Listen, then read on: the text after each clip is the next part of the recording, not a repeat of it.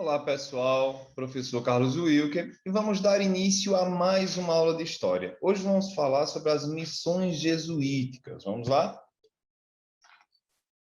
Vamos entender primeiro o que foi a Companhia de Jesus. A Companhia de Jesus foi uma ordem religiosa que foi criada na França em 1534. Em 1540, ela é reconhecida pelo Papa. Ela ocorreu, o surgimento, durante a Contra-Reforma, como medida para conter o avanço do protestantismo e expandir a influência da Igreja Católica.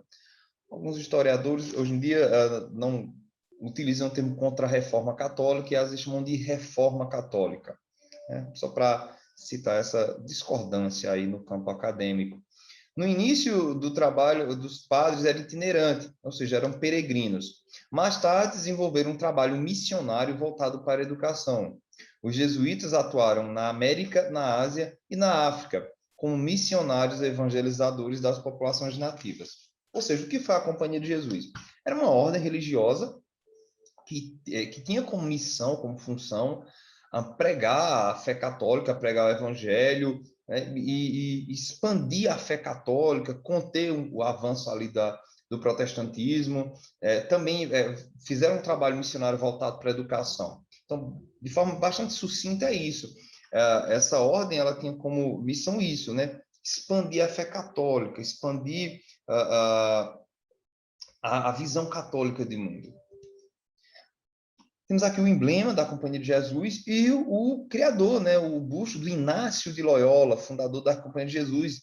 Ele era um ex-militar, ok? E aí ele vai fundar essa companhia, essa ordem, em 1534. A Companhia de Jesus na América Portuguesa. Chegado nos primeiros jesuítas na América em 1549, liderados pelo padre Manuel da Nóbrega. Chegaram na mesma comitiva do primeiro governador, Tomé de Souza. A tarefa? Catequizar as populações indígenas. Estabeleceram-se inicialmente na Bahia, Rio de Janeiro e São Vicente, que corresponde, havia a capitania de São Vicente, que corresponde hoje a onde fica São Paulo. Criaram colégios para formar novos sacerdotes. Os colégios ensinavam retórica, humanidades e gramática grega e latina. São os primeiros colégios que teremos no Brasil, ok, pessoal? Vão se inaugurar esses colégios com os padres jesuítas. Para que pudessem catequizar e ensinar os nativos, os padres aprenderam a língua tupi, né? Que era uma língua falada por uma boa parte da população indígena. Então, eles vão dominar esse idioma para passarem a mensagem, transmitirem sua fé e valores e crenças europeias. A Companhia de Jesus na América Portuguesa.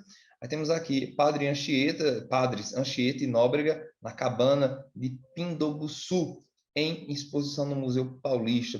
E aqui do lado direito temos a aldeia de índios tapuias e cristãos. Okay? Então vejam essas que a gente chama de missões ou reduções, essas aldeias em que essa população nativa indígena era trazida, aí era ensinada a fé, as práticas cristãs, o trabalho, a educação, ou seja, todas aquelas crenças e valores trazidos pelos europeus passavam a ser transmitidas para esses indígenas.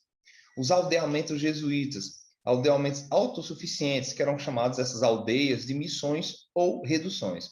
O objetivo dos jesuítas era que os nativos abandonassem as práticas politeístas, ou seja, acreditavam em vários deuses, as práticas poligâmicas, ou seja, não era apenas a relação entre duas pessoas, a monogamia, né, mais, e antropofágicas, ou seja, algumas tribos, elas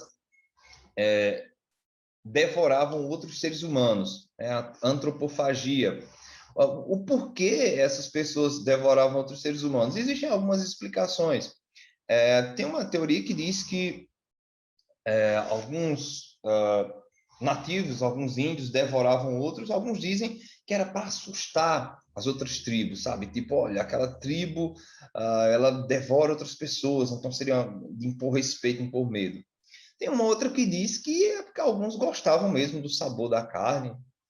E a mais aceita é que seria uma questão ritualística, né? Porque havia a crença de que ao devorar a carne de um outro nativo, de um outro guerreiro, você absorvia suas qualidades e suas virtudes.